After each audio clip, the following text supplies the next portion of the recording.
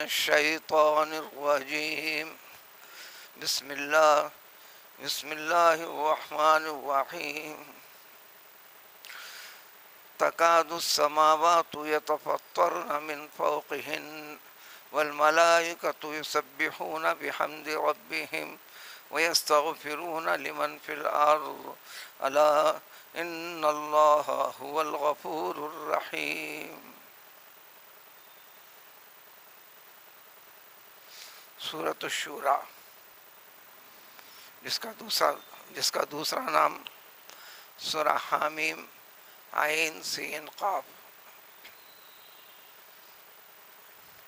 اس کی ابتدائی 4 آیتیں گزری تھیں، جس میں اللہ تبارک و تعالی کے قادر مطلق ہونے، ساری کائنات کا خالق اور مالک ہونے، اور سب سے بلند و برتر ذات باری تعالی ہے، اس کے تذکرے کے ساتھ ساتھ اس کلام پاک کی حقیقت کہ یہ اللہ تعالیٰ کا مقدس کلام ہے. راست اور ڈائریکٹ اللہ تعالیٰ نے انتظامات فرما کر درمیان میں فرشتے کو واسطہ رکھ کر انسان تک ایک محبوب تر، مقدس، معصوم، جسے ہر قسم کی اہلیت صلاحیت سے آراستہ کیا تھا، رب العزت نے ان تک پہنچایا.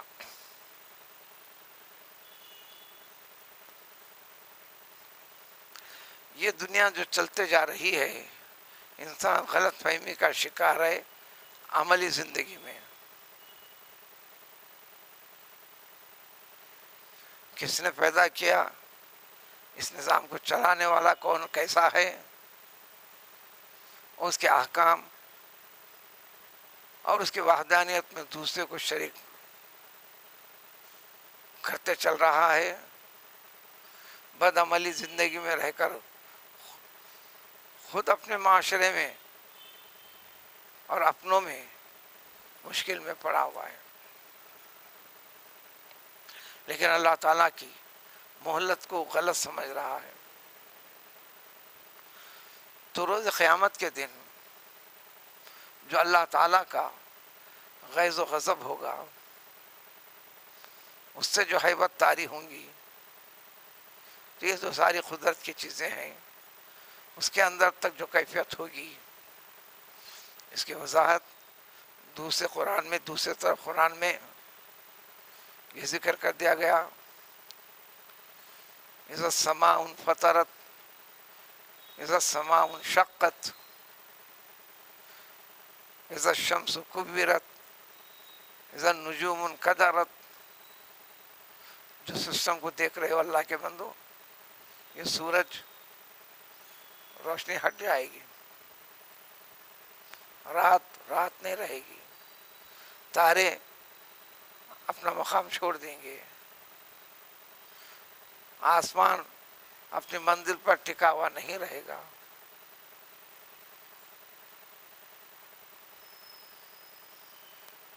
جب وقت آئے گا، اسی مفہوم کو یہاں پر جو کیفیت ہوگی قریب اس طرح ہوگی، سارے کے سارے 7 آسمان، ہم جس زمین پر رہتے ہیں، ہمارے اوپر جو ہے یہ سب سے زمین والا آسمان، اس طرح اوپر والے آسمان 1 2 3 4 5 6 7 تک، تو اوپر سے شق ہو جائیں گے، پھٹ جائیں گے.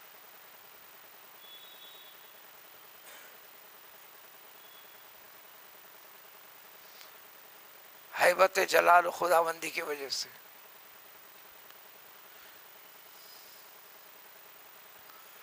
قرآن اس مفہوم کو پچھلے اور اگلے پارے میں آئے گا. لو انزلنا هذا القرآن على جبل لرأيته خاشعا متصدعا. حقیقت کلام پاک جو ذمہ داری انسان کے حوالے کر رکھا ہے اللہ تعالیٰ، اگر ان پہاڑوں کے پر کر دیا جائے، سارے پہاڑ چور چور ہو جائیں گے.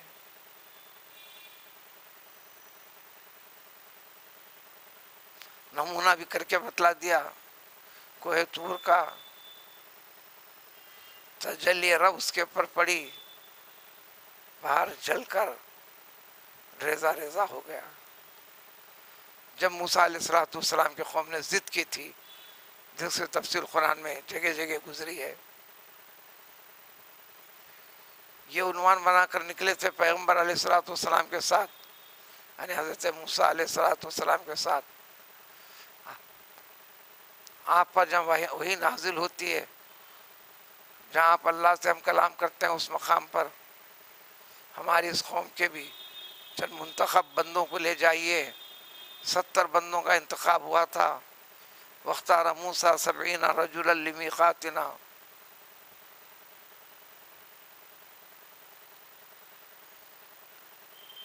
جب تجلی رب اس کے اوپر ایک جھلکی پڑی,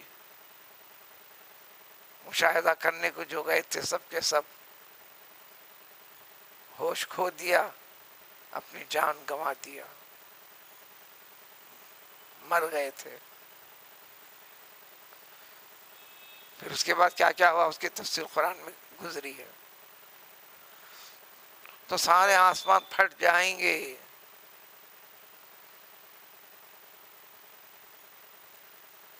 ہیبت اور خوف والی جو کیفیت ہوگی, سارے کے سارے فرشتے, آسمانی مخلوق, ساری مخلوقات میں سب سے بڑی مخلوق فرشتوں کی ہے.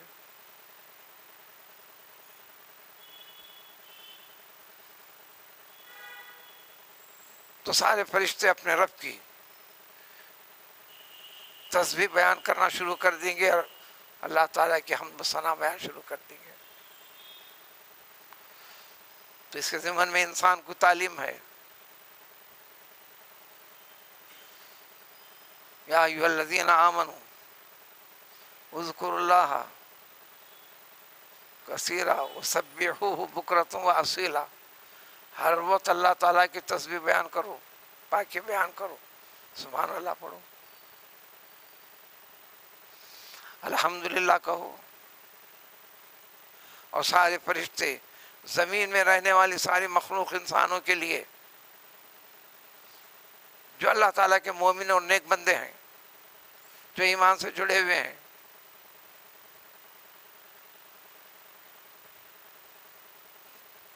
تو اللہ تعالیٰ کی بارگاہ میں دعا کرنے لگیں گے زمین میں رہنے والے نیک بندوں کے لیے, اے رب ان پر رحم فرما, رحم فرما, رحم فرما, ان کے گناہ کو معاف فرما, معاف فرما, معاف فرما.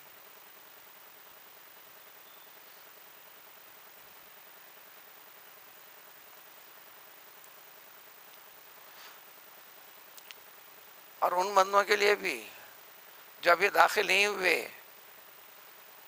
قدرت خوب جانتی ہے, جو مسلمان نہیں ہے ان میں سے بھی اسلام قبول کرنے والے بندے ہو سکتے ہیں. ہر دور میں رہا ہے نظام, ایسا معاملات ہوئے ہیں. ان بندوں کے حق میں تو رحم فرما.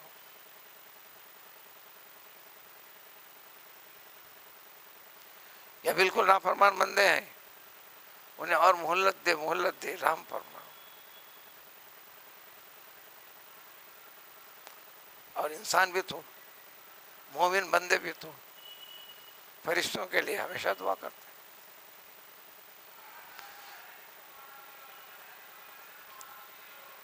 جو نماز میں السلام علینا وعلی عباد اللہ الصالحین, جو ذکر ہے وہ عباد اللہ الصالحین سے فرشتے ہی تو مراد ہیں. کون دعا کرتے ہیں؟ مسلمان, مومن,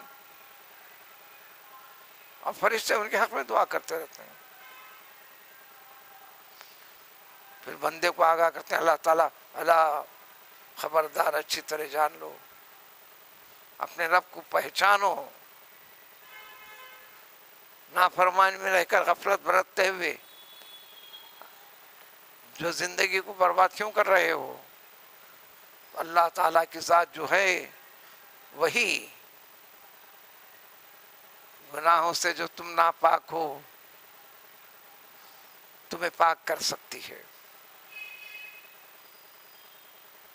تو رجوع ہو جاؤ، تسبیح بیان کر کر، اللہ کا ذکر کر کر، اللہ کے حمد و ثنا بیان کر کر، اپنے گناہوں کا، کمزوریاں کا اعتراف کر کر، قادر مطلق کی قدرت کے نعمتوں کو حاصل کرنے کے لیے، تو نہ صرف وہ معاف کرے گا بلکہ تم پر مہربان ہو جائے گا۔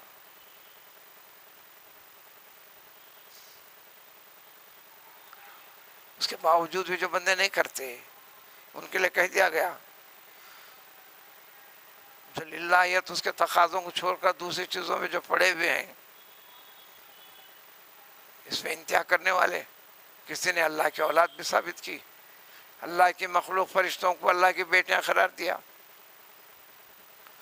اللہ کے بندوں میں سے ایک مخلوق نے اللہ کا بیٹا کہہ دیا، جیسے حضرت عیسیٰ علیہ السلام کو، حضرت عزیر علیہ السلام کو۔ پھر اللہ کی مخلوق چاند کو معبود کا درجہ قرار دے دیا، سورج کو قرار دے دیا، تاروں کو قرار دے دیا، درختوں کو قرار دے دیا، پتھروں کو قرار دے دیا۔ اللہ کی مخلوق انسانوں میں جو نیک بندے گزرے ہیں ان کو مقدس درجہ دیتے ہوئے، اللہ کے مقدس صفات میں ان کو شریک کرتے ہوئے ادھر رجوع ہو کر حقیقی عزت بجا لانے جانے والی جو ذات رب العزت کی ہے اس سے انحراف کرتے ہوئے سب کچھ ان کو سمجھنے اور ماننے لگ گئے۔ عزت کرنے کا ذکر ہے، اللہ نے جس کو نوازا ہے نوازش کا اعتراف کرو، رجوع ہو سکتے ہو۔ لیکن وہ کام جو اللہ تعالیٰ کے ہیں، اس کام کو جو ادھر تم جوڑتے ہو، یہ وہ نہیں کر سکتے۔ یہ واسطہ بن سکتے ہیں، یہ دعا کر سکتے ہیں، یا ان سے فیض مل سکتا ہے۔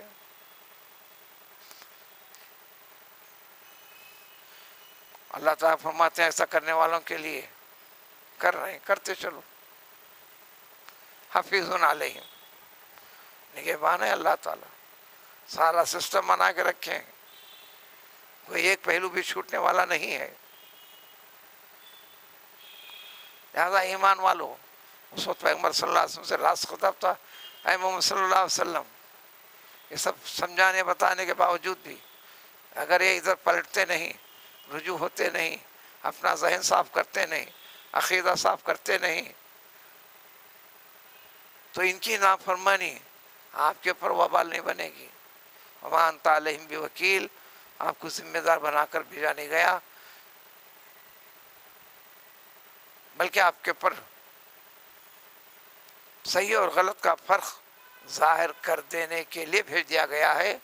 آپ کام کرتے چلو، اب الواسطہ قیامت تک کے لیے ذمہ داری نبی کریم صلی اللہ علیہ وسلم کی اتباع کرنے والوں کے اوپر، پھر اتباع کا طریقہ کرتے چلو۔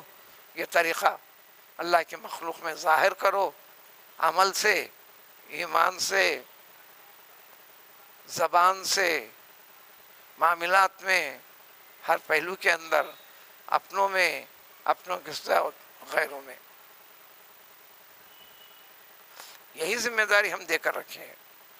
اس ذمہ داری کی حقیقت کہاں سے کہاں تک ہے، اس کی تفصیل اب اگلی آیت سے اس کی وضاحت ہوتی ہے۔ سبحان اللہ و بحمدہ۔